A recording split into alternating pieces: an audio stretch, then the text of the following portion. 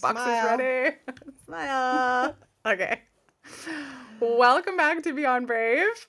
Tonight's episode is a deeply personal one as we dive into the world of IVF.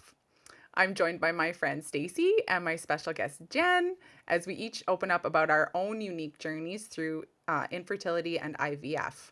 This is an honest, emotional, and important conversation, one that we hope brings comfort, validation, and connection to anyone walking a similar path. Because this is round two, we had technical difficulties last time. We're hoping to actually answer a lot of your follower questions that we received from my Instagram page, and so you can stay tuned for those as well. And yeah, we're gonna dive into questions, discussions, and we really hope that this helps anyone and everyone out there as we received a lot of support since our last recording failed. We had people like, no, please do this again. We need this is helpful. We need this. We need to hear this. So we're happy to give this another go and share our stories with you. So I think for this episode, how we'll start is now that we've already had one practice at it, we'll do like a summary of each of our stories. I'll have some questions throughout, and then at the end we can answer our follower questions. Sounds good. Does that sound good, guys? Yep. Okay. So welcome Jen, welcome Stacey Thank you. to the Brave Thanks Cave. for having us. Of course. Again? Thank you for Yeah. taking the time to do this all over again. Happy to be here. Happy Yeah. to share our stories. Yeah, for sure. Can be therapeutic and also Yes. very It helpful. was very therapeutic. Yeah. The Yeah. first time. Yeah, for sure. We worked out some kinks too. The different ways we want to share this time that we will be better for ourselves and those listening. So that's really good. Does anyone do you guys want to vote me in first, or does anyone of you want to jump in first? Jen, do you want to go first? I can go first. Sure. I may have to mute you guys just in case I get interrupted because it's a stat holiday here and my house is full. So everybody's supposed to be in the basement and remain quiet through this. So let's hope so. Our journey started 19 years ago. And back then, there was no such thing as TikTok and Instagram and podcasts. So I found a very lonely journey and probably one of the most difficult things I've had to go through in my life. But we were trying for, I remember I fibbed to the doctors a little. We were trying for about 6 months. I told them a year because I was getting impatient. And we initially started some testing. I don't know if it's still the same, but they back then tested the males first just because it's a little bit easier testing. And right away, it was noted that we were not working with the best swimmers. So we had, I think it was around 30% motility. So actually, it was less. It was around 25, I think. So 75% were just doing nothing. Basically, they were dead. So we weren't working with much. And then there was a little bit more testing that was done with my husband, and they found out he had varicocele, which is not uncommon actually. And that is when you have extra veins around the testicles, and you don't want that. You want those swimmers cooler. That's why they're outside the body. So what happens is it kind of warms them up a bit more than they should be. And then that can really affect their motility, primarily, under my understanding. And I think it can also impact the morphology, like how they're formed. So his morphology was not as bad, but some of them weren't shaped typical, right? So, I think that's why I've heard it's common that they tell men going through IVF with their partners to not like go in the hot tub. yes, And wear yes, loose underwear. Yeah. and- Yeah. yeah. And we had a hot tub back then when we started initially trying to have a baby. And so we kind of thought right away, that was our thinking, like, oh, maybe that's what's causing it. But then through further testing, we found out he had the varicocele. So then he ended up having surgeries for that, 2 surgeries. And then after that, he got another test done on another analysis done, and it was like quite a bit better. So I think it was still only around 56% worse swimming. And then, but his numbers were way higher too. So anything 50% and above is considered within range of getting pregnant naturally. So we're like, okay, that's good. Um, what they ended up having us do with the clinic we were working with was IUIs. And so the interuterine insemination, where they basically put the sperm right inside the uterus. And we still weren't getting pregnant. We did 3 rounds of that with the numbers that you would expect to get pregnant with. Um, and then they were kind of like, So then that's when the doctor was like, I wonder about antibodies.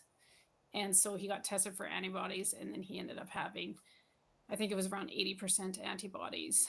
And what antibodies are, well, what causes antibodies is the blood can never come in contact with the semen. And so when it does, sometimes they get, I don't know if exactly it's like proteins or whatever, but I visually would explain to people, if you can visualize those sharks in the water with little fish clinging onto them while they're trying to swim, and it's kind of slowing them down, that's Yeah. kind of what it is. And his were on the tail tips only. So when his Their motor was broken. sperms, sorry, what was that? Their motor is broken. Their little Yeah. swim motor. Yeah. Yeah. Yeah. And so she explained to us how they can swim okay, because through an IUI, they actually put them in a spinner machine kind of thing, and they actually have to swim like it's to get past. And so if you have over 10 million, getting past this swimmer's test in a way that they Huh. do, is kind of how they try to explain it to us. Then you have enough for an IUI, and his would do that. But the problem was is he had antibodies on the tail tips only. And so when they go to fertilize the egg, they need an extra burst of like motility, basically, like their tails like go really fast, and his couldn't do it, so they couldn't fertilize the egg. So then we ended up doing IVF with ICSI, where they directly inject the sperm into the egg. And we got 19 eggs, and we ended up only with 6 that were good quality, like fairly good quality. On day 3, we did a transfer and waited the 2 weeks, and nothing. It didn't work. And then that's when we unfortunately, there was an incident in the freezing process where they were accidentally destroyed, or for embryos that were left over. And so we ended up getting a second round How of do they IVF. even how do they even address that with you? Like how do they not coil into a shell and feel absolutely horrible, which they Yeah. probably do, but it's like I have no idea how often that happens, but that can't happen often, but it's like your No, I worst wouldn't. nightmare.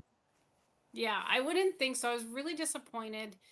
All it said was they called us to say this accidentally happened, and there was a note on whatever piece of paper saying something with the freezing. Mm, And so then we ended up getting, they offered a second round at half price.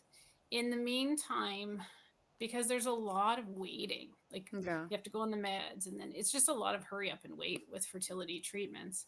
yeah. We did a DNA fragmentation test on his sperm, and it came back at like 27% something within fair fertility uh, chance fertilization.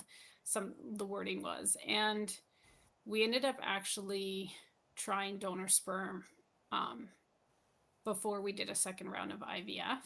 We just felt like we wanted our best chance Hmm. at having a baby. And what ended up happening, my husband, he is the one that kind of, you have to go through the states. You couldn't pick anyone in Canada. That doesn't really exist anymore.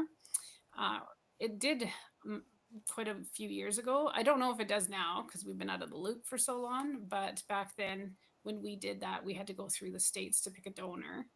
And so he actually was the one that, I think it gave him a sense of control. And I was totally like, okay, like for him to independently choose who he felt was comfortable. So he tried to match somebody that best fit his character. And we didn't get pictures of the donor until after we chose the one that we wanted. And I still have those pictures. I've kept this information because I thought if I ever have future children, I want to share that with them. And Yeah. so I always, just plan that. And interestingly enough, the donor looked more like me than him. I remember looking at it right away and being like, Oh man, no. Could have been my brother. Yeah. So we ended up doing 3 IUIs with donor sperm before we did another round of IVF. And that didn't work. And that was odd.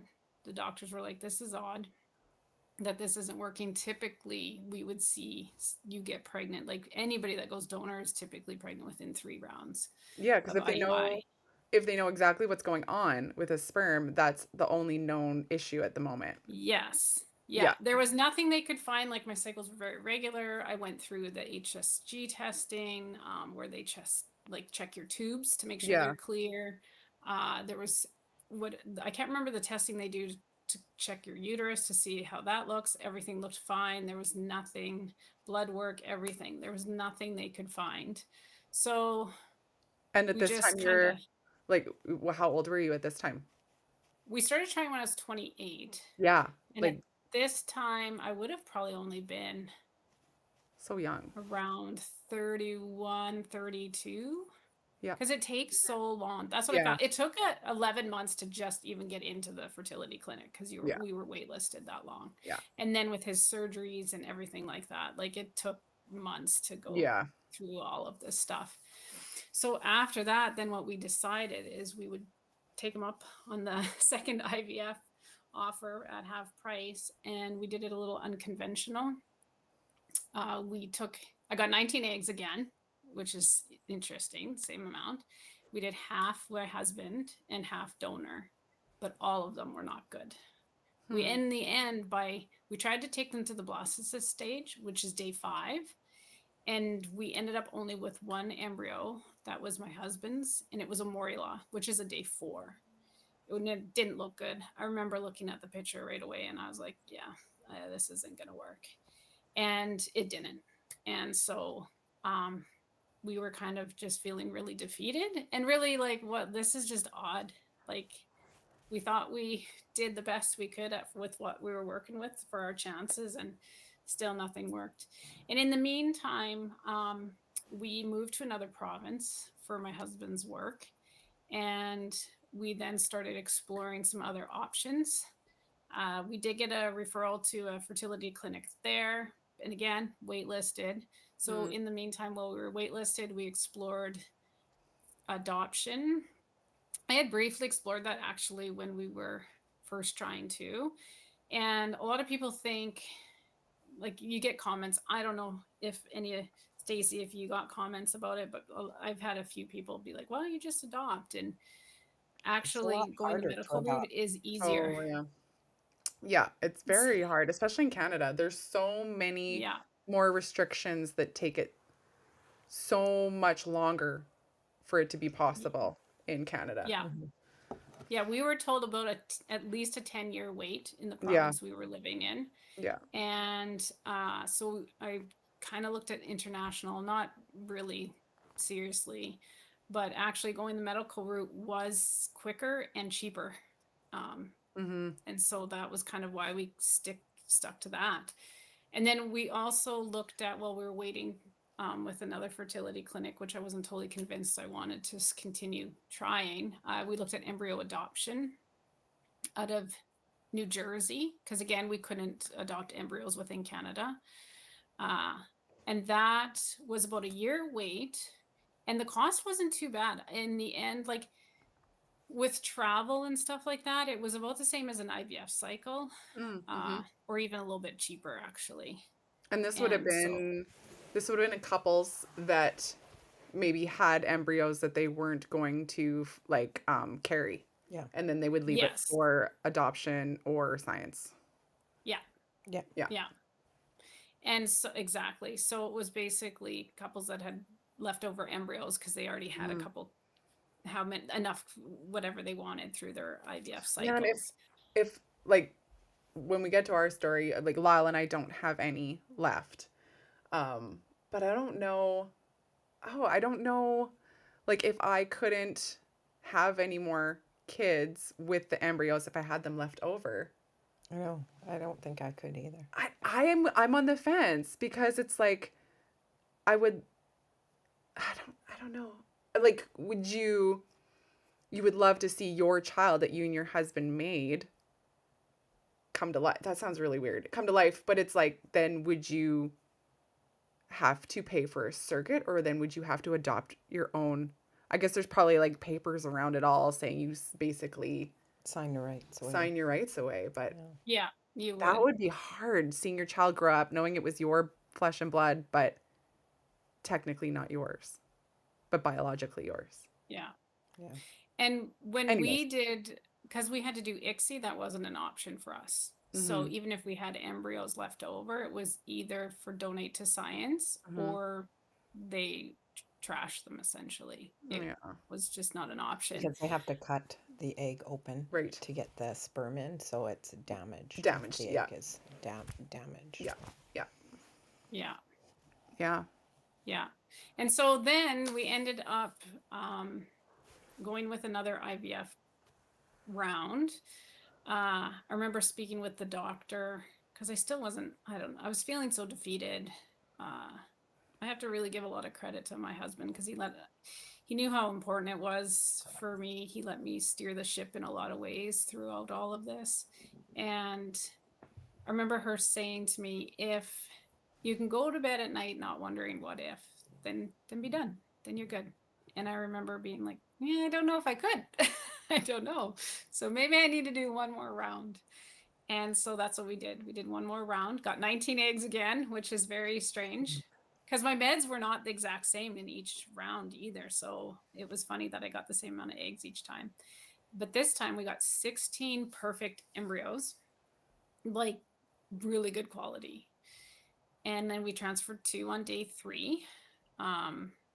Fresh So we transfer? considered a fresh cycle. Yeah. Okay, what's the difference between that again? Like, why do people decide fresh versus frozen? Like, ours had to do with the genetic testing, so we were forced to do frozen. Yeah. But what's supposed to be the best, like the difference between the two? Is We did fresh. fresh because I didn't overstimulate with the meds. There was no reason why Mm, they couldn't just put it right back in me. okay. Freezing them, I think, like again, this is how many years ago? Yeah. I can't remember either. It's been like 7 for me. But I think now freezing in some ways maybe isn't as risky of damaging the yeah. embryos. So they would want you to do fresh if you can.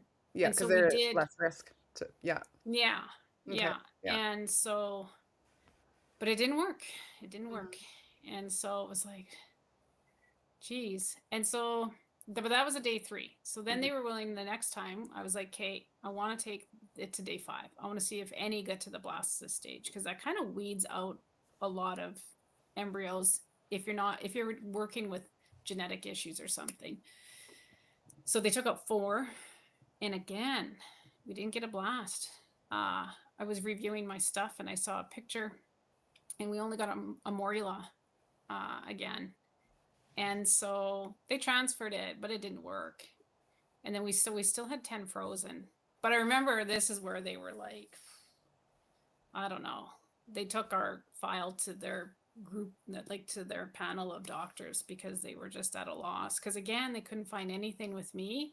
But Mhm. then they really kind of were like, we feel like it's an egg quality issue.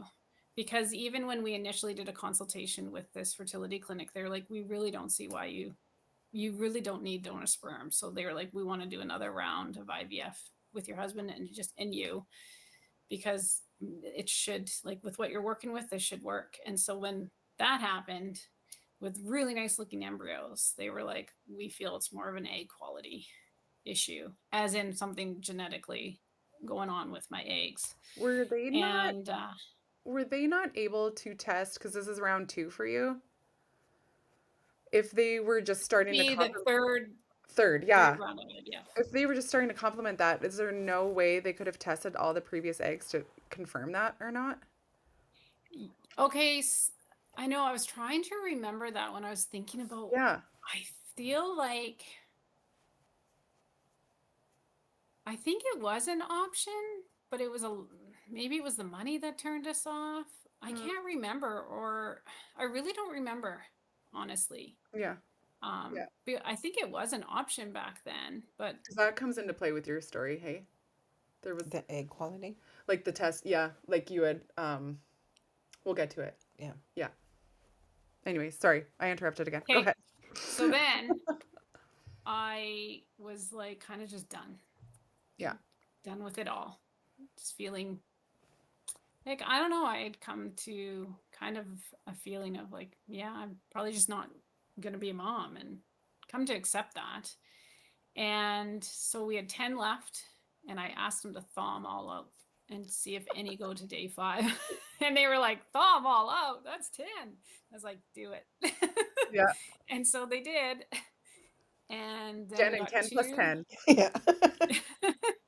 And we ended up with two blasts. And then we drove in.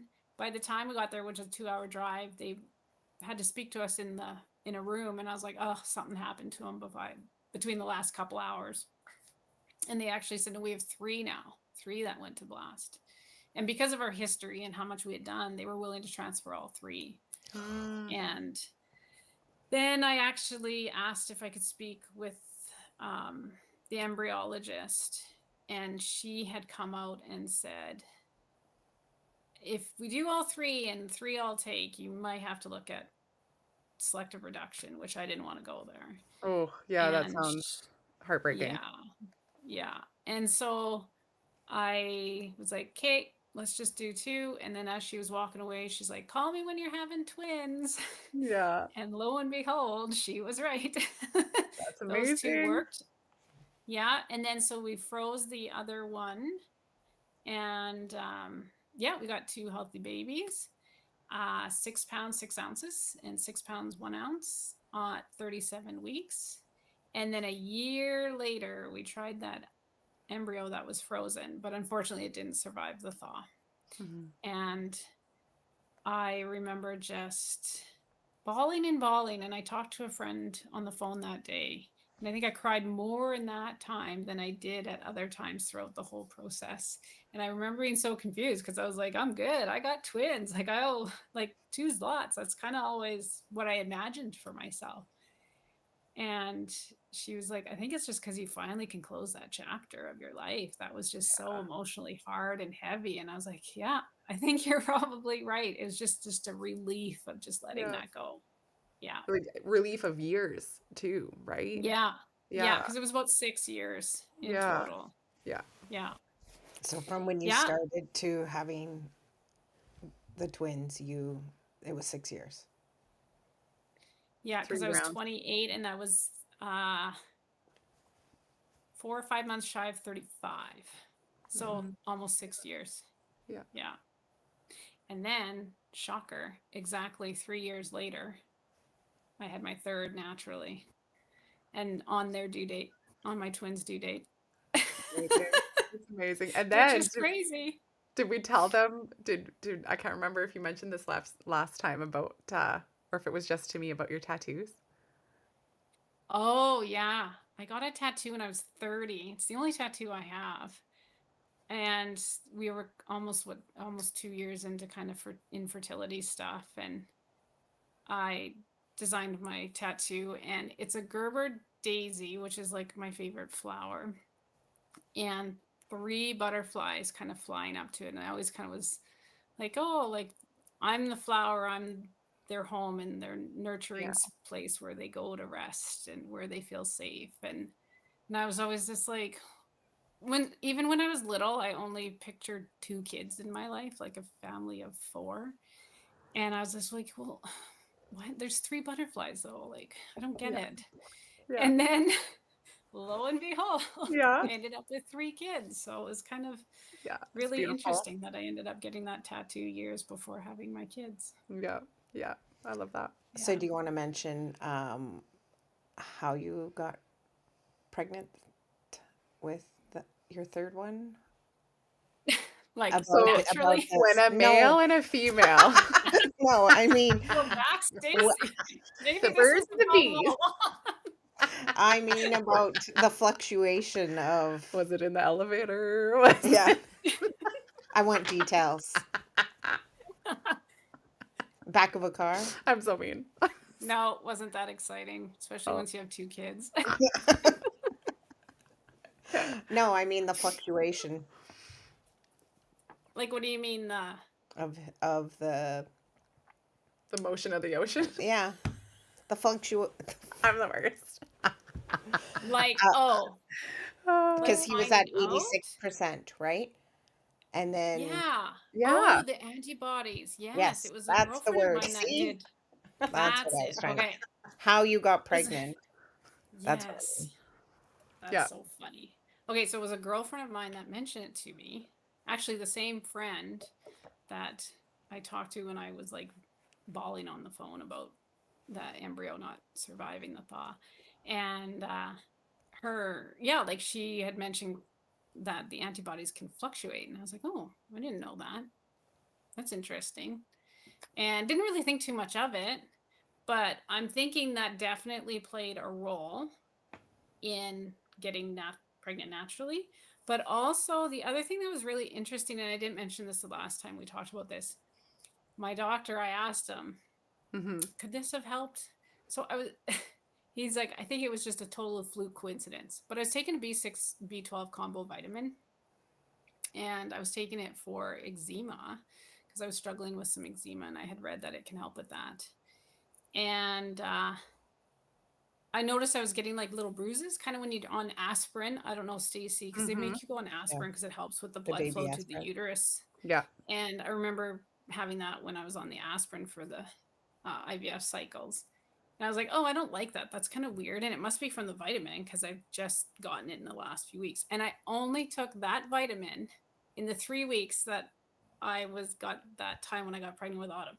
Now, I don't know if that's total coincidence or what, but Okay, I was going to ask a and question similar to that. When you conceived your third, like, and we're talking about fluctuation of that helping, and also earlier when you mentioned colder is better than warmer, did you conceive in the winter? Do you remember? yeah, it was November for yeah. Maybe that. I don't know. My brain's like, I never even thought of that either. But yeah, it was November maybe. when we conceived Yeah. naturally. Would have been cooler body temperature in general, living Yeah. in Oh, Canada. that's interesting. Yeah. Never Anyways, Yeah. thought about that. huh, Never 19 thought years about that later, either. we're figuring Yeah. this out for you. Yeah. But yeah, that's my long, long story. So that's our hour. Sorry, Stacey and I will not be sharing. Exactly. Just kidding. All right, Stace, you're up. My story started about in 2016. We started trying, and just like Jen, I fibbed to the doctor and said we'd been trying for a year. You And fibber, so you yeah, too. yeah. But with my age, I was like 35. Mm. And so she said, oh, yeah, if you've been trying for a year, she, what's the word I'm looking for? Um, progress you along, No, speed you up, no. get things going. Yeah. Horizontal mambo. No. I'm making. Like suggested a fertility clinic and a Oh gynecologist. yes, like rec- like uh recommended. That be the word? referral. Referral. That's Referral. the Yeah, word I'm looking for. I got it. Referred me, and so of course they checked the woman first, and I had to have an HSG, had to check my uterus, had to have the pap test, everything all came back. Did you get that Good. done? Did you get that done prior to them testing your husband's Yeah, semen? yeah, Oh, because interesting. it's See, for me, yeah. it was the opposite. I was just gonna say it's opposite for you. Mm-hmm. Huh. Because it's usually the woman, they said. So okay, fair enough. I had to have a couple surgeries and do whatever, and they said, yeah, everything looks fine. Still couldn't get pregnant. Then we were referred to 2 clinics. This would have been like 2016, Uh, 17. 2016, I did my testing. Yeah. Okay. 2017, I 2017 in August of 2017, we got referred to a clinic, and we just went to the first clinic, and there they tested Shane, and Shane, my husband, should not have. He did one test prior, and everything, his sperm came back normal. Then we went to this clinic, and they tested him right away and said he has these antibodies. 96% of his sperm has the antibodies, but his antibodies are on the head. So it's like a helmet on the head. So he has good mobility, he has good speed, but can't get into the egg because he has this big, huge helmet, as I refer to it. And so they were like, that's why you can't get pregnant. So I had to go back and do a couple more tests, just to make sure to rule everything out. And we started IVF in February. Moved to, Sorry. I ended up moving to a different province for 15 days. We did IVF. I got 5 eggs. They were actually going to cancel my egg retrieval because we only had 5, and they like to do 6 or more. We got 5 eggs. We got 4 fertilized and 4 stayed until day 5, and they said that we could do a fresh transfer with on day 5. So we did, because of my age at this time, I was 37. We went and we did 2 fresh embryos, good quality. They looked great. We were excited. 4 days later, I took a pregnancy test and it was positive. So great, we got pregnant right away. Then on June, we made it to our 6-week ultrasound, or 7-week, because for IVF they do ultrasounds at 7 weeks to check for a heartbeat. And we did one at 6 weeks, 5 days, and there was a heartbeat. Baby looked great. The baby was measuring fine. And so I continued to take medication. I stopped my medication at 11 weeks, like you're supposed to. And on June 26, 2018, I miscarried. And that was a whole different level of feelings. And so we lost that baby when I had to end up getting a DNC, and I insisted that the embryo be tested for genetics. And they said, typically we don't do that. And I said, well, you're going to, because I need to know. You advocated for yourself and said, this is happening. Yeah. And I need to know because I have 2 more embryos in the freezer, and I want to know if they've got the same issues or whatever. And they're like, okay. So they did genetic testing. That summer we found out she had trisomy 13 and she had 96 chromosomes. So she was never going to be, and it was a baby girl. It was a girl. That she wouldn't have a quality of life. Yeah. So the doctor at the fertility clinic said the chances of the other 2 having it are very rare. It's just a chromosome thing. Yeah. He suggested to just do the next transfer and hope for the best and not do any testing, genetic testing.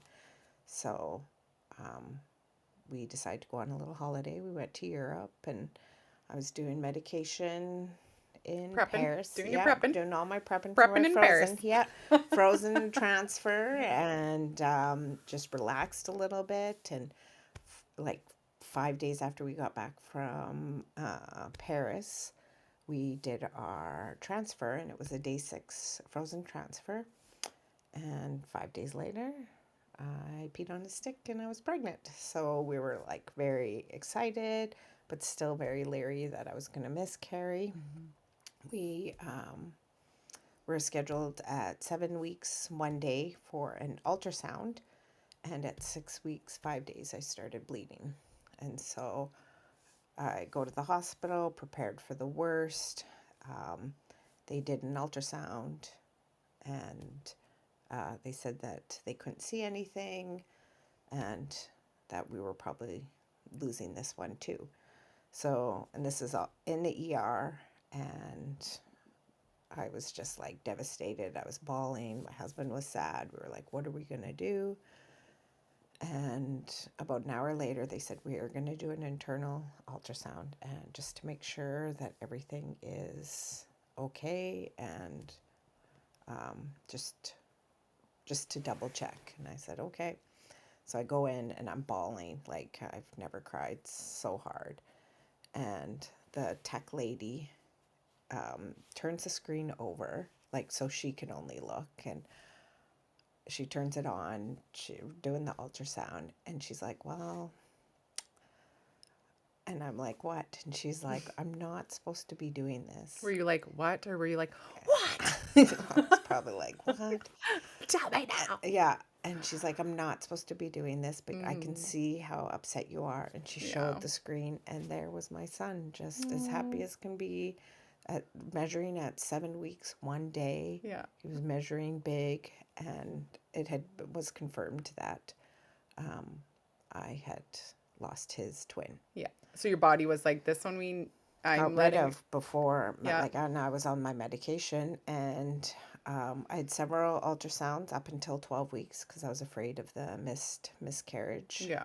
I did take my medication longer than I was supposed to, just because I was worried. And 9 months later, I gave birth to a healthy baby boy. And on June 27th, so a year and a day Yeah. from when I had my miscarriage, Yeah. I gave birth to my son. And he was a great baby. He was Good pregnancy. good pregnancy, 10 pounds, 12 ounces, had a C-section because there's no way that was going to, I don't even know how they got him out, but... Your body's like, I've done enough trying to hold this one in. Yeah. We are not, Yeah. we're not pushing it out. Yeah, no, there was no way that was going to happen. And at 6 months, we were like, oh, Garrett's a great baby. Oh, Yeah. I said his name. It's fine. TikTok knows his name. That's like 7 million more people than here. I love you Beyond Brave followers, but we're not that big yet. And he... I love how you're worried about. Okay, sorry, keep going. And so he was such a great baby that I was like, okay, let's do this again. We might as well try for a sibling for him. So in January, we phoned the clinic up again, and they said, yeah, if you want to do it, sure, do it now. You are getting older. And so I had to do a bunch of blood work, a couple ultrasounds. I didn't have to do any further testing because I had just had him. He was only 6 months old. And they gave me the go-ahead. I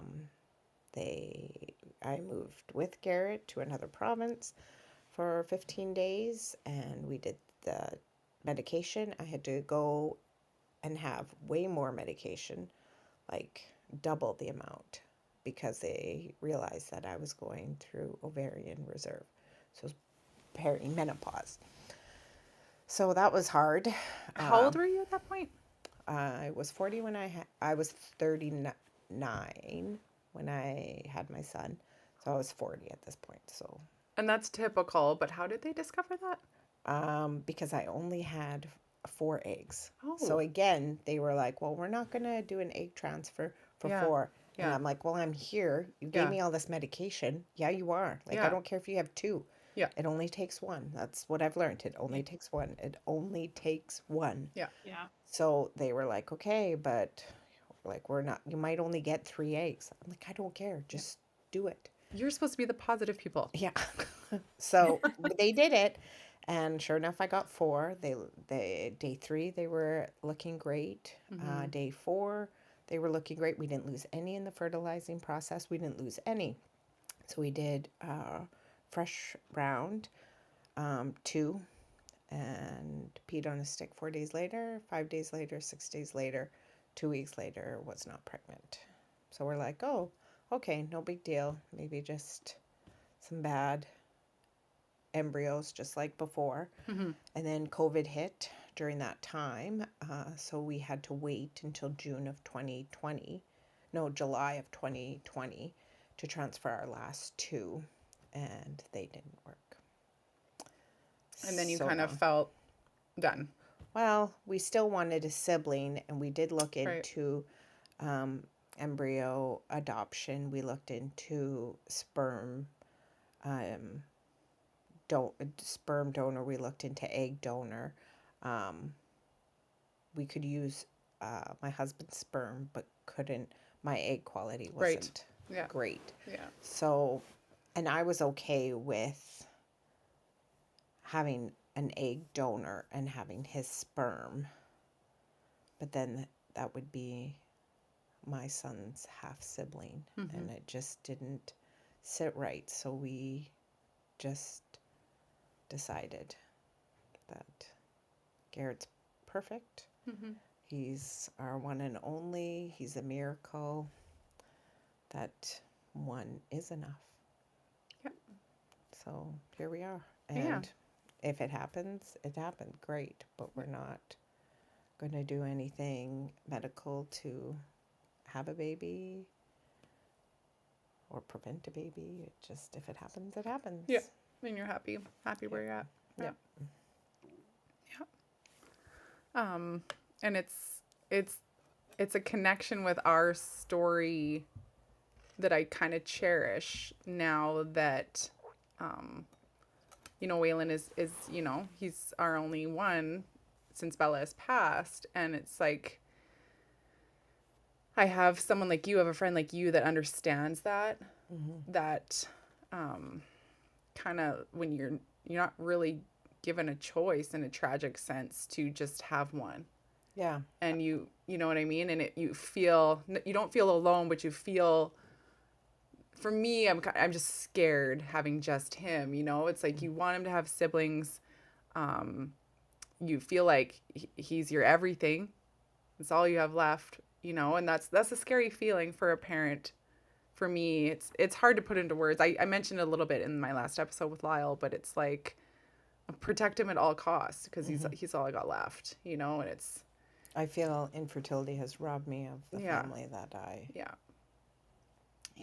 wanted. Mm-hmm. Yeah, yeah, yeah. And now we have our solo little men that are best friends, besties, and oil and water. It helps our hearts. Water. Yes. Yeah, helps our hearts.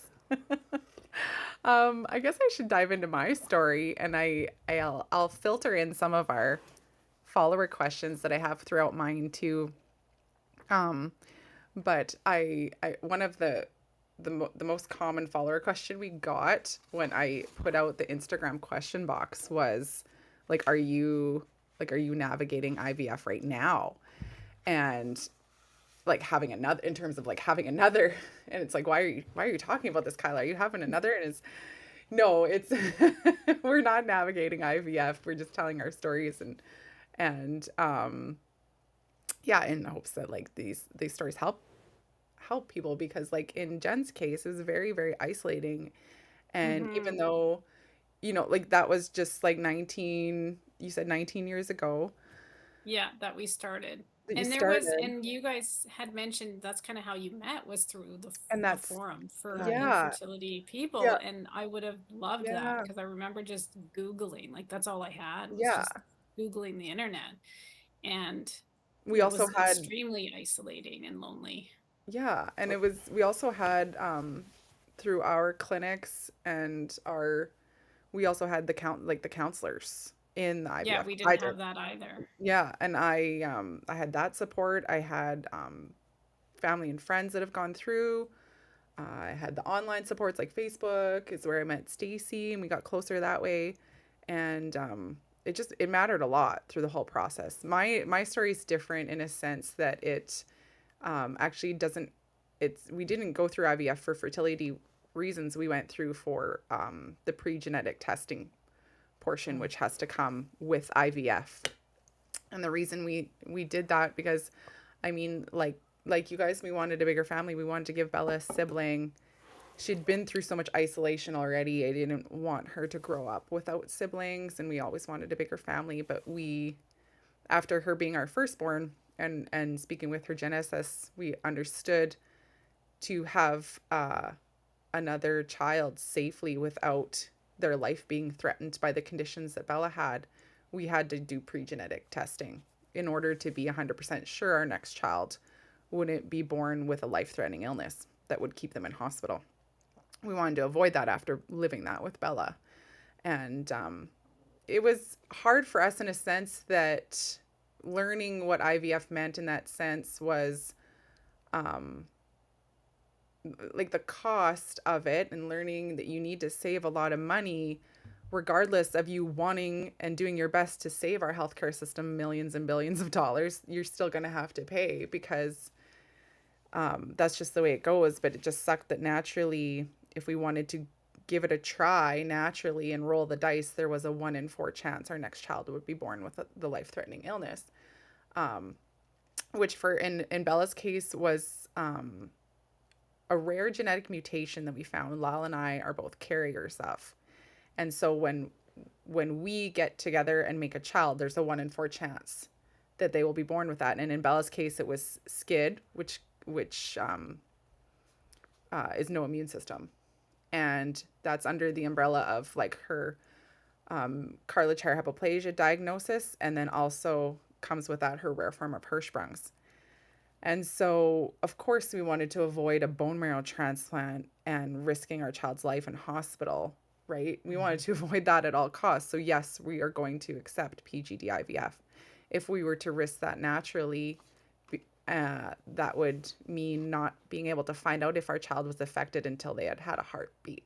And so we just were not able to carry out a termination after that. And so we knew the only route we could try is pre-genetic IVF testing. And so that's the route we went to conceive Waylon.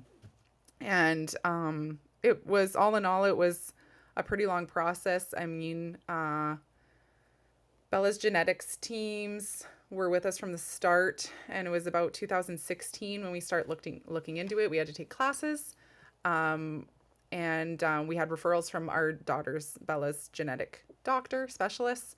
We got referrals for the clinic in the province we were at, and from there we took the classes and learned how we could go that route to have a healthy baby, second child. What do you mean by classes?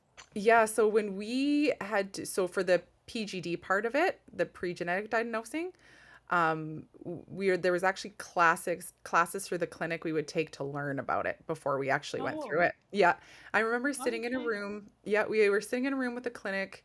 I think we went to 2 or 4 classes, and there was other couples in there learning about it as well. There was other rare conditions they had that they were wanting to avoid.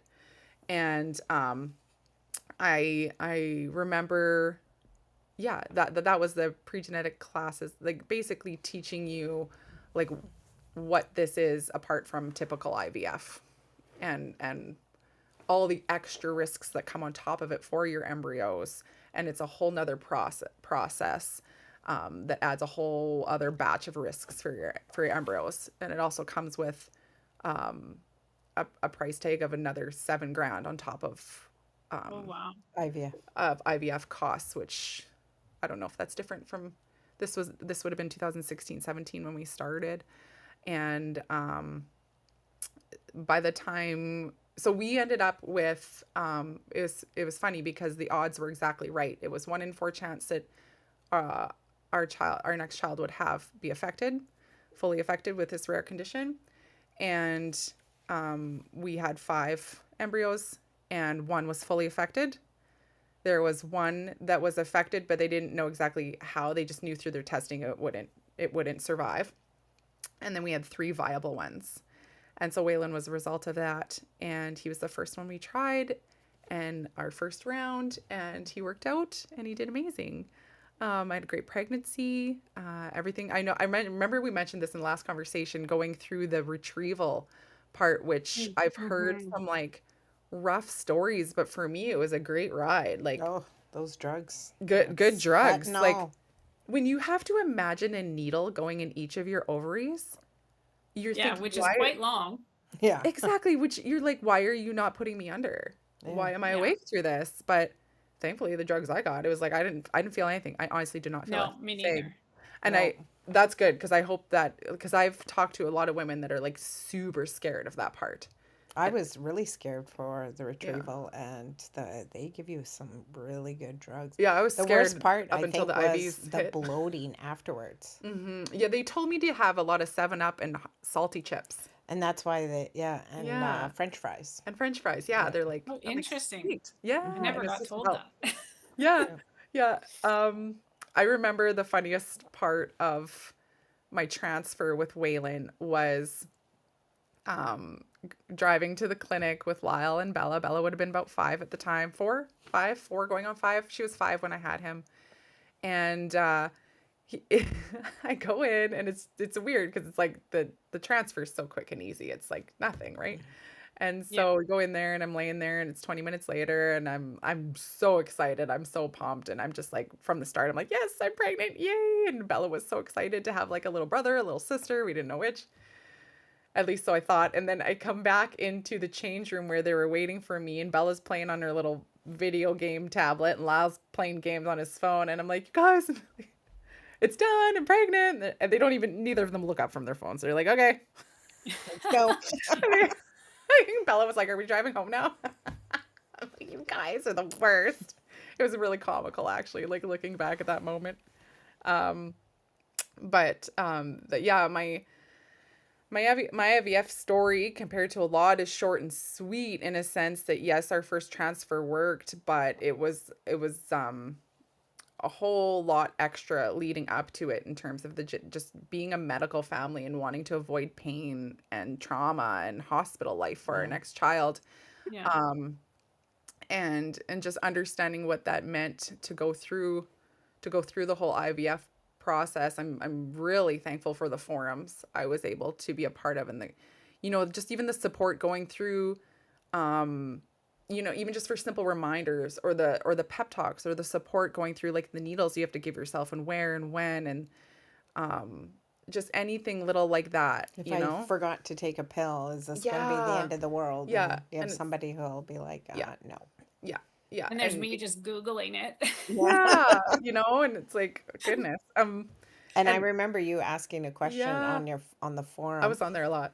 and I Stacy's was like, like, ugh, this person yeah. again. And I'm like, I think she's from South Current. Yeah, And I'm gonna go on her profile. Holy, she is from South Current. We're yeah, doing IVF together. yeah, I'm like, I'm going to message her. yeah, And so that's how I didn't even know about Bella or yeah, anything at that time. yeah.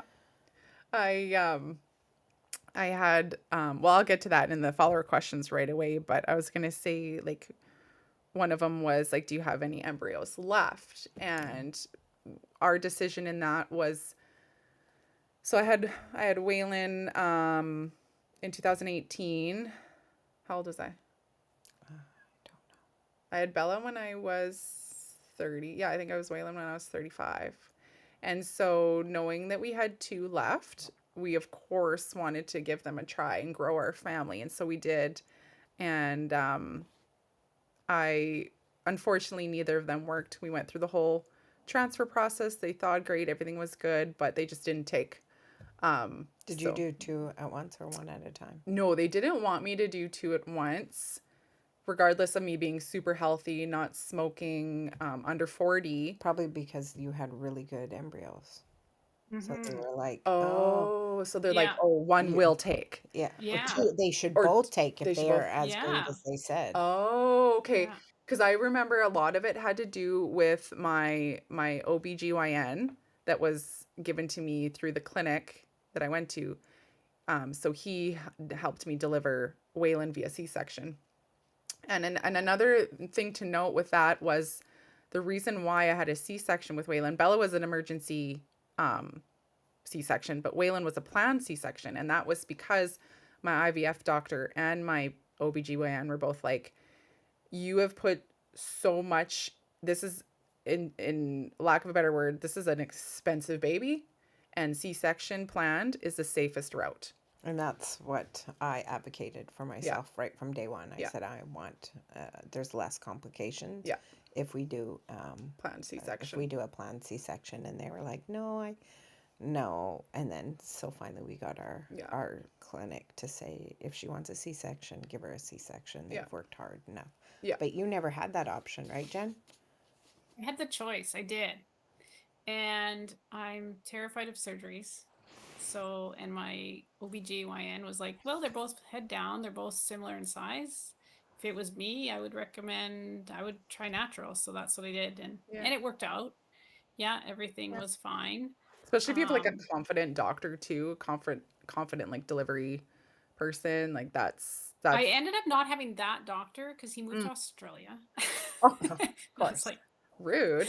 but no, I had another doctor that he's like, I Mhm. referred you to one of our best, and he was Yeah. really good. And Yeah. yeah, and so yeah, it was Went honestly good. went, I would say, as best as it can, right? Yeah. Yeah. No complications, so can't ask for anything better than that, really. Yeah. So I was really grateful for that. uh but yeah. I And was oh sorry. no, I don't know what you were going to ask, but I was wanting to go back to, did Yeah. they ever explain to you why those embryos didn't take when they were genetically normal, typical, healthy Yeah, right? embryos? So these are embryos that are great and would have went through many more every test you can think of before transferring an embryo, right? Like would have been Yeah. much more than you guys had because it was the yeah. extra pre PGD. So I was like, and so yeah, of course, with both, none of them, neither of them resulted in a pregnancy at all. It was they did the transfer and then like, what is it, a chemical pregnancy? Like I No, it's just a failed failed cycle. cycle, Failed. yeah, Yeah. because I just got my period right away, so they never took or even attached to the lining of my uterus. So, um, I was just like, how? Like, they've been tested. They're so good. We know for sure. Like, Mhm. like there's Waylon nothing worked out, so why wouldn't these? exactly, right? Yeah. And they were all so similar in grade. Like Waylon was just the first pick. And like he might have been his embryo might have been a little bit better than the other two, but they were all great. And he was just like, this is it just happens for whatever reason is unknown and it can just happen. And IVF, there's no guarantee, There's no right? guarantee. You're No, not no. guaranteed you're gonna have a baby. Yeah. And it's like, yes, I tested them for all the things that you're typically your body would reject. We were in a good space. Things were not super stressful with Bella or Waylon as a newborn or 2-year-old at that time. Um, yeah, and they just couldn't explain it. It just wasn't meant to be for whatever reason. There was nothing they could test for. I mean, they did all the testing they could with my embryos already. So whatever, if it was maybe, my body, maybe at that point, like, Bella would have been um 7 and would have been recently listed for her bowel transplant, which, that was the year after I had to give up teaching and things got more stressful with her diagnosis and listing for transplant. So maybe it was my body just being like, you know what? Emotionally, I am too stressed out for this and not going to accept a pregnancy right now. Yeah. But I was going to mention earlier too that with, oh, it just slipped my mind. What was I going to say? Oh, yes. With Waylon also being a planned C-section. And then the reason why they didn't let me put my remaining 2 embryos in at once was because, I mean, Waylon was very average. He was 50 percentile. He was like textbook size, everything when he was born. But for some reason, he just really, really, really stretched me, like stretched my lining. And it's like he was 8 pounds, 5 ounces. Like he wasn't like a 10 pound or nothing, but apparently he stretched me in my lining that my OBG was like, I want you to give it at least 2 years before we do another transfer. Because I would probably want to take that one maybe 3 to 4 weeks early. Waylon was taken like planned C-section 2 weeks early from 40, like at 38 weeks. And so there was that concern as well that twins, like if both took and I had twins, he would be very, very, very concerned Oh, about. that's interesting. Yeah, yeah. So that was another reason why they didn't want to put my final 2 in at the same time as well. Yeah. Yeah, because I had to advocate. Well, not really, but putting 2 embryos in. Yeah. But with my age, Yeah. they said that they would do it. Yeah. With me, they were like, no, absolutely not. So sorry. No for you. No soup for you. Might have been a risk to rupturing your uterus. Yeah. Is Oh, that? yes. Yeah, yeah, Yeah. that was the risk. They were like, "No, we don't want that happening." No, that would be really, really bad. Yeah. Yeah. Um, yeah, should we move on to listener questions? Sure. We're at an hour, which is perfect timing because then we can end on some of these. We can do rapid fire, we can do quick answer, quick reply, whatever you guys want to do. I answered a couple already, but our listeners might want to know your guys' answers as well. Are either of you navigating IVF right now? No, we are not. No. Do any of us Nope. have remaining Not. embryos? No. No. Nope. No, we No. don't. And I think Jen, I can speak for Jen, but her and I would not be able to donate. No. It would have to go to Right. science Yeah. or be thrown away. And I was never given the opportunity to make that decision, so I don't Yeah. even Yeah. think Yeah. think about it. Yeah. Yeah. But because they had to cut our egg, Yeah. yeah, it's considered damaged. So Yeah. we would have to Yeah, give it doing the to injection, science. like, because they Right. never did assistant hatching, so they never actually physically cut Oh, my mine were assisted eggs. hatching. Okay. Oh, yeah. See, I didn't Mm, have that. I just had the ICSI where they put the Mhm. needle. But yeah, they said if you have to do ICSI, you can't donate right. your I knew embryos. that. You donate them to science. Yes, Not Yeah. or you yeah, Not can't to donate not to a them. couple Yeah. to have them. Right. yeah. Yeah. Um, next follower question. Can you pre-screen for genetic disease?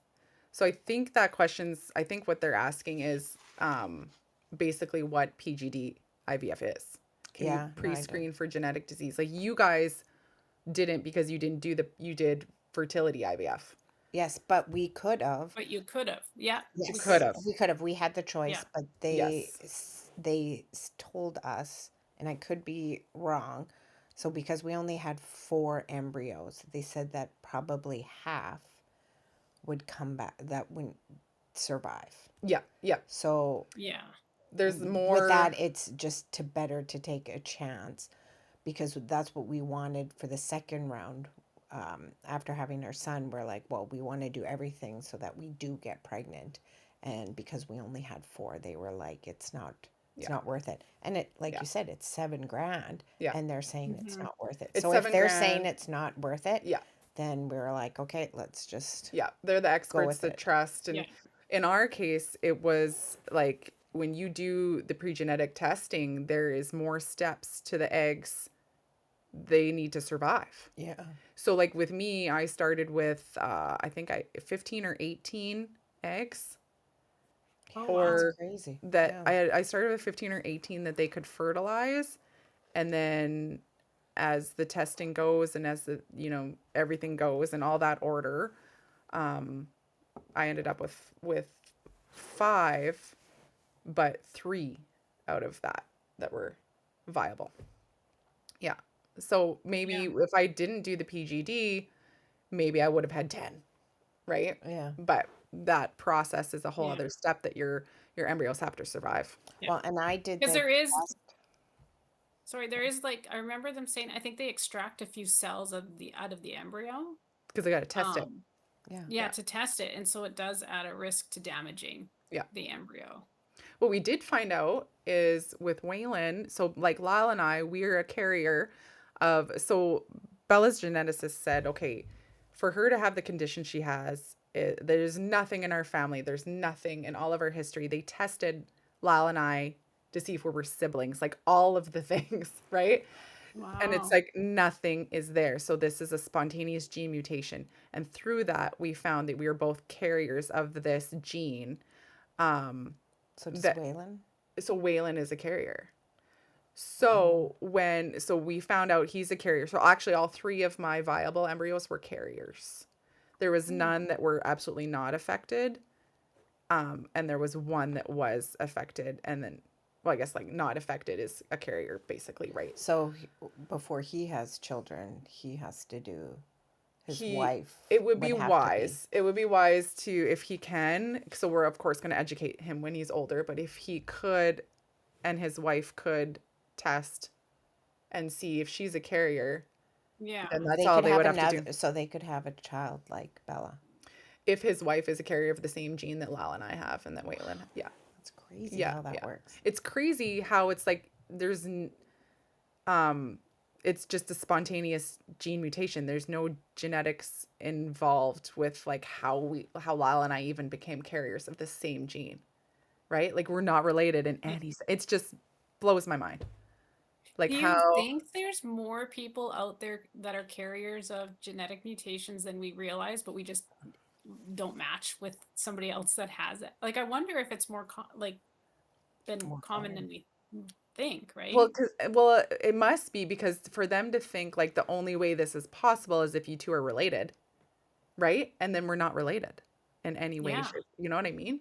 So it's yeah, like, yeah, it blows my mind that we met and then we have this connection that, you yeah. know, Because yeah, my husband and I, we were tested. I don't know exactly what they all tested, but we had our chromosomes tested and everything came back. It took 12 weeks to get the results back, and everything came back mm-hmm, yeah, normal.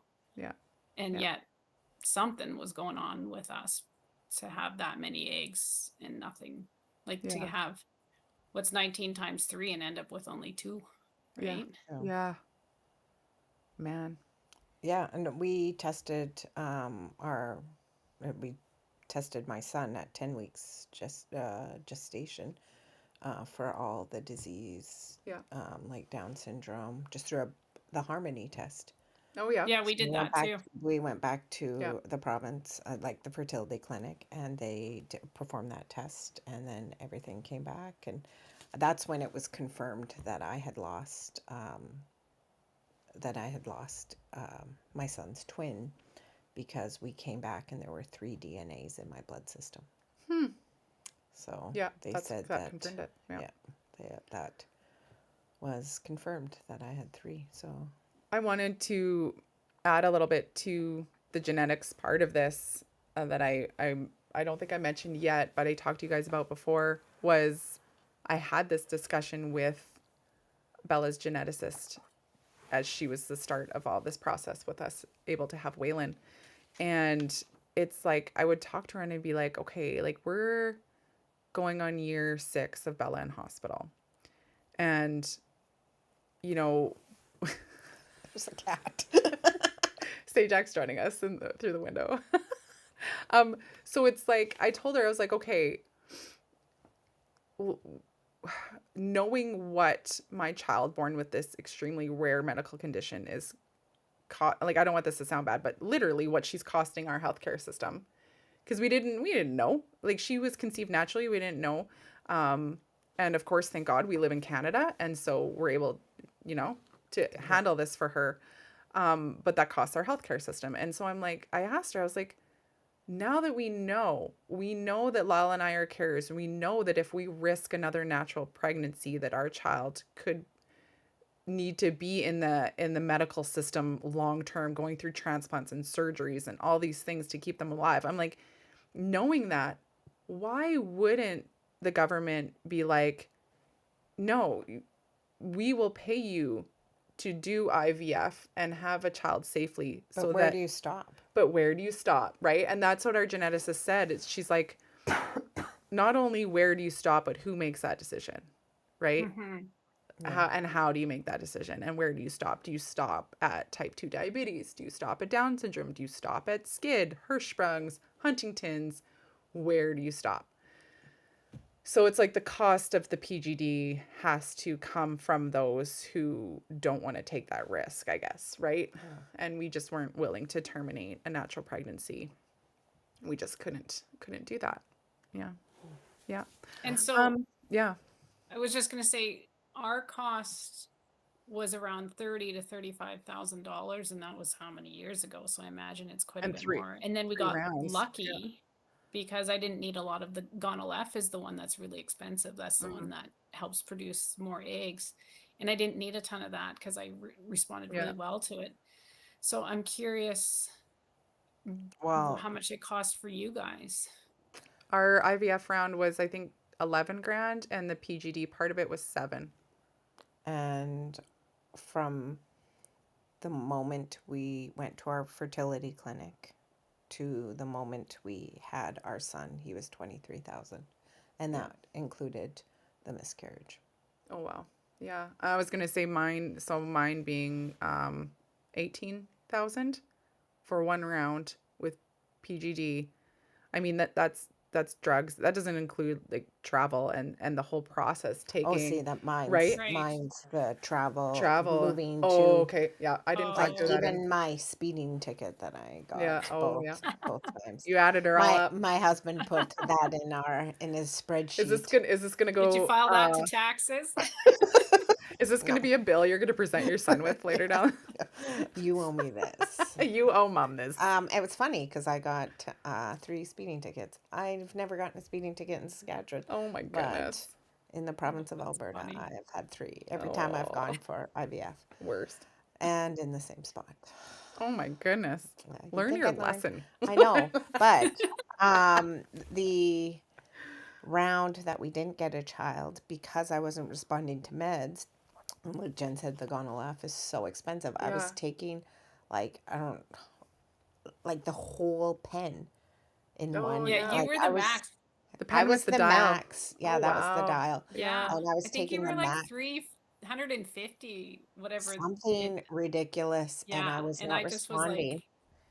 Are you gonna die? yeah. Like, Jeez. I was not feeling bloated, nothing. But that's the round I got 4 eggs, and that round was in like $35,000, and no baby. Oh man. So Yeah. Garrett's a miracle. Like Absolutely. Yeah. Yeah. he's Yeah. our little. I had a question that I don't know if we want to answer. What clinics did we use? Well, we don't need to say the clinic. Well, I'm Yeah. happy to say that we went to Calgary Fertility. Yeah. I don't even remember Um, the name of it, but yeah, I was in Calgary. We used the Yeah, we same. had 'Cause we success in all 3 of Calgary us, too. yeah, Did all three and of Yeah. us have the same clinic? yes, Yeah. Yes. yeah, Yeah. where we were And successful. we had the same Yes, doctor. We're and yeah, we had the same Yeah. doctor. Yeah, Yeah. Yeah. yeah. Which is Um, kind of funny, hey, I how know that's yeah, we interesting. all worked with the same doctor too. Yeah. yeah. Yeah. Because she has the same doctor. So we've Oh, I had like forgot about that. 3 successful Yep. pregnancies Yeah. And the from amount that that clinic. that clinic would have learned from us, hopefully, has Can help helped others. others. Yeah. I hope so.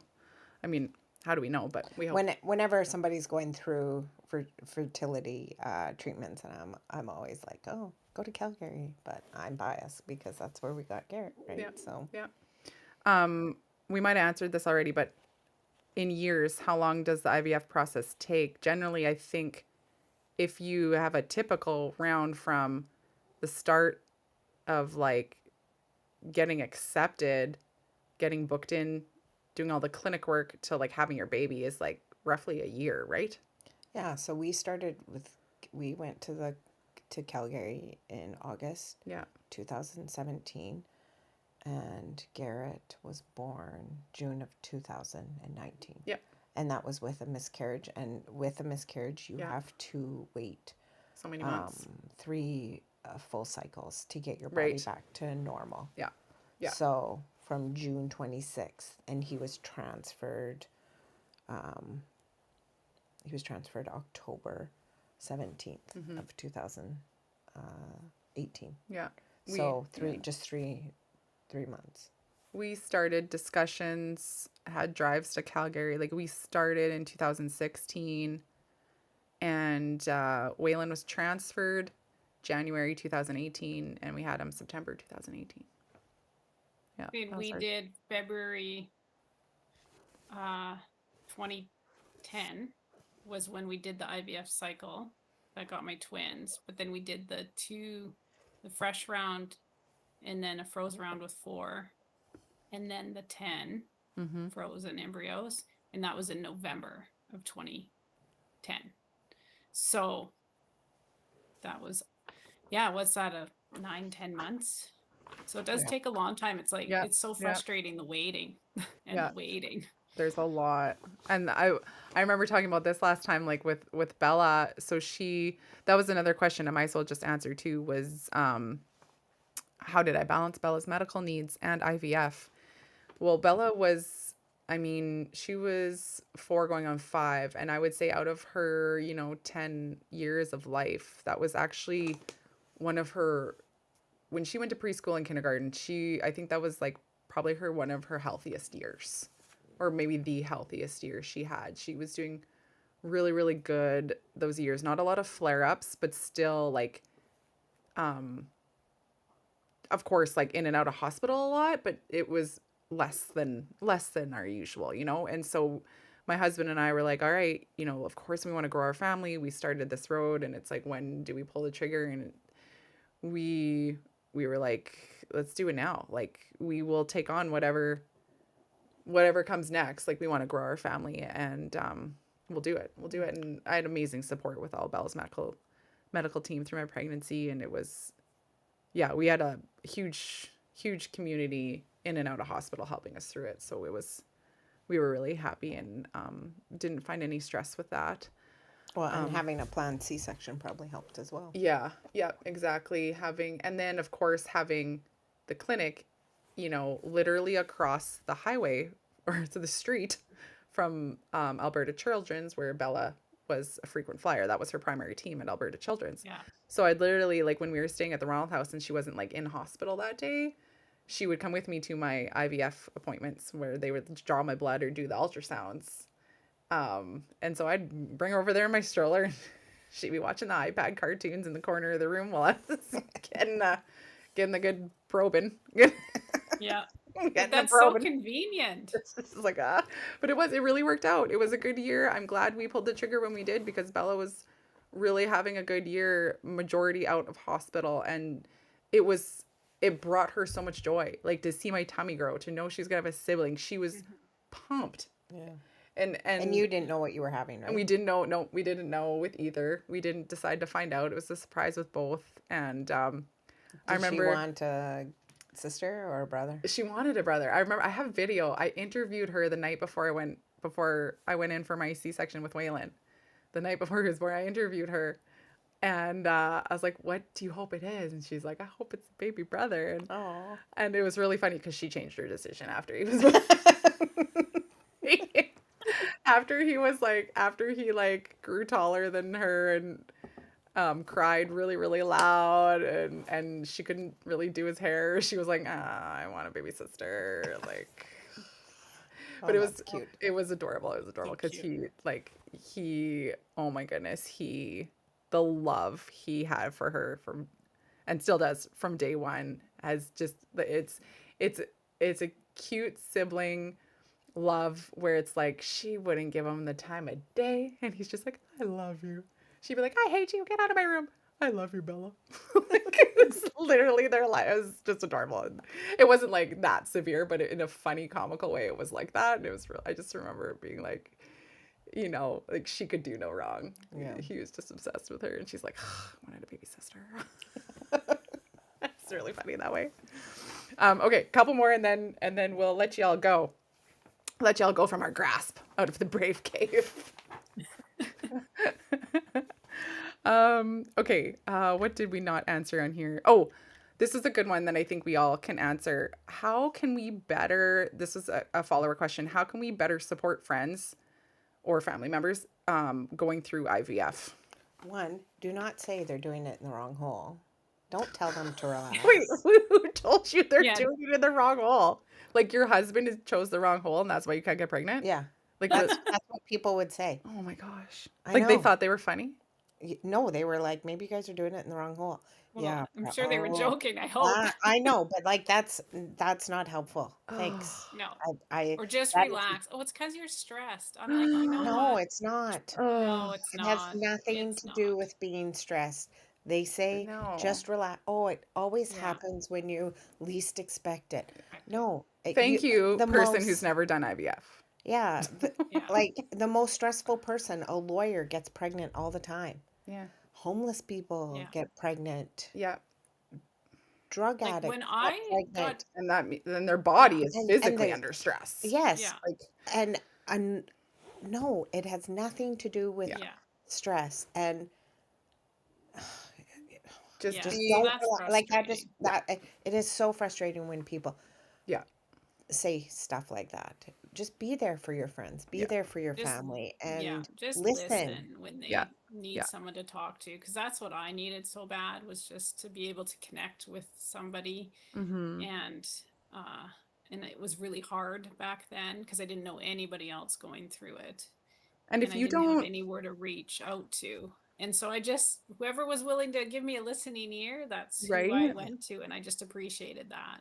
And if you what I was going to say is if you don't have experience with it, if you haven't needed IVF, you haven't gone that route, um don't try and pretend like you do because your cousin or your sister or Yeah. someone you know did. Actually just say, you know what? Like confess and like own up to being like, I don't have a clue what you're going through. Um, or I'm just here for you. I'm here for you. I'm an ear for you. Or you could be like, instead of asking, just be like, just do. Instead of ask, just do. Um, Recently on my socials, I found a good response from this video I shared where this guy was talking about grief, and he's like, don't leave people by telling them, you know, let me know what I can do. Like, don't leave that on them to when they're the ones in stress and trauma and going through something really difficult that you know nothing about. Don't leave it on them to come to you with what they need. Yeah. Just do something that you think will help, like contacting someone like and saying, hey, I have a friend who's going through IVF right now. Do you think you could get in touch with her and just be a sounding board? Yeah. You know what I mean? Or find something that's helpful, or give them a gift that you know would help them de-stress if you think they need to be calm. If Yeah. you think they need to be relaxed, book them a spa day, Yeah. book them a Yeah. facial, Mhm. and just do Yeah. it, you know? I think that would help. And I mean, of course, the groups that we had, They were um, very helpful. very, very helpful. Just hearing from people that have been through it is the best. Hearing from people who haven't is the worst. Hmm. Yeah. And there's more people doing IVF than we know. Like I know Hmm. several children that have Hmm. been, and Garrett's friends with them Yeah. that have been through Yeah. It's IVF. It's definitely very, seems to be more and more common now. And I don't know if this is the same for you guys, but this really bothered me at the time. This bothered me even when I was in a hospital with Bella and I didn't even think of IVF yet. Was just like having people trying to compare their journey and trying to relate with me by saying, "Oh, it took me years too." Or like when they yeah, didn't realize it was like for me it was like a genetic thing that we had to go through, not like a fertility thing, but I would have friends and family go I have very close friends that like apart from you guys that have gone through IVF, and it was very hard for them to hear people be like who have their healthy child and are saying, don't worry, you know, it took me years too. mm, And it's yeah, like, well, number one, you didn't actually go through IVF to have that child. yeah, So just taking a while to get pregnant is not really helpful for me. It's not motivating, hmm, you know, because right there it ends with you just being pregnant naturally, like, you know, and not having issues that way. I don't know if how you guys feel about that, but I've like my friend that really, really struggled with it found that really hard to hear, even though the person saying it thought they were helpful. But yeah. I think I got a lot of, well, just adopt. Oh yeah, I got that oh, too. And they were so that's flippant yeah, and casual about it. And oof, so I just found that really insensitive. yeah, yeah, Yeah. And I'm like, well, if it was that easy. Yeah, yeah.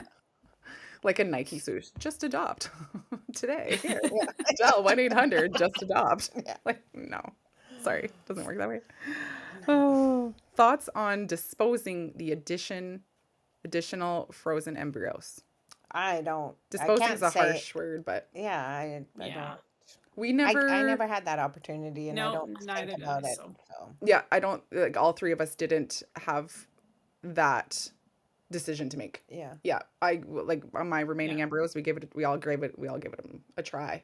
yeah, We But didn't I have did any. sign the form. Stacy, did you sign the form? Like I had to sign, like we had to Yeah, sign either dispose or science, and we yeah, chose science. yeah. We chose science too. same. Yeah. Yes, we chose science because Yeah. there's forms where it's like if you get divorced or if you separate or Hmm. if one of you Yes. dies, what happens with your leftover Yeah. Yeah. embryos, and then you have to make that decision for those scenarios, and we all chose science as well because I don't know why someone would choose disposing.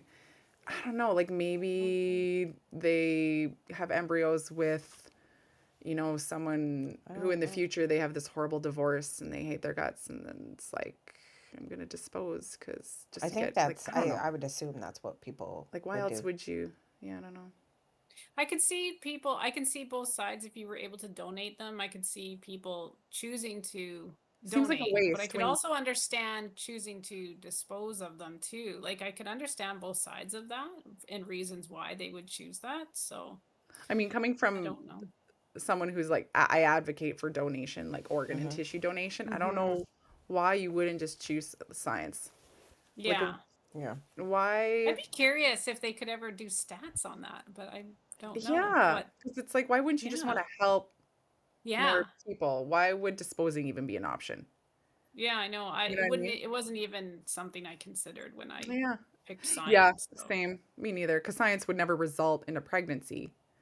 So it's no. already, But I would like to, if I were to donate it to science, I'd want to know what they were going to do or what testing or and the result of that. I don't know. That might something to think about, I guess. I think they test in a sense where it's like they take what they know from the embryo and by doing whatever their science work is, their magical science work, they figure out like, oh, maybe this is exactly why it didn't thaw well, or this why it didn't survive this or Maybe that. you should get Calgary Fertility on here next. Yeah, we We can should. ask them Yeah. a whole bunch of. Oh, don't, Get a because look at doctor on Jen. here. Look at Oh, the wheels running in her head. She's gonna have we 100 can like questions. we have an anonymous person on the line. Go ahead, anonymous person. What's your question? Just call me Ken. I've heard this voice before. My name is Jan. That would be interesting. A question from 20 years That would ago. Was be there? interesting. Yeah. Right? I would. Yeah, that would be on the bucket list here. On the on the Beyond Brave bucket list. That's a tongue twister. I was Yeah. like, I even had a hard time saying that. Okay, I think we got through all of our follower questions. Cost. I don't know if yeah, we talked Yeah. about Yeah, cost. we did. Yeah. Yeah. Good. It's 23. Do you have to get genetic counseling to do IVF? You have to No, do counseling. we did Counseling. not. But that has changed from what you guys have shared. So we did We've not had need to we do that. had to so when we went to Calgary, we had a meeting at a hospital and they told us all about IVF. It was like a 2-hour presentation, had different doctors, told us about Yep, PDGLMNOP yep. testing. PGD, yep. Yeah, and IVF and IUI, just a basic um, learning session about what you're getting into. Then the next day, they do ultrasounds for the women and sperm analysis for the men. And then after that, you go see a counselor. Mm-hmm. Yeah. And Yeah. we did that. And then I saw the counselor by myself, just because it's nerve wracking going Yeah. through IVF. And Yeah. my husband was back home and I was 5 hours away and just navigating this by myself for 2 weeks. And so I saw the counselor for free and it was great. She was wonderful. But you never had that option, No. right, Jen? No. No. Uh the one clinic I don't think they had counseling, and I can't remember if the other one did at the time we went through, but it was definitely not a requirement because we never met with anyone.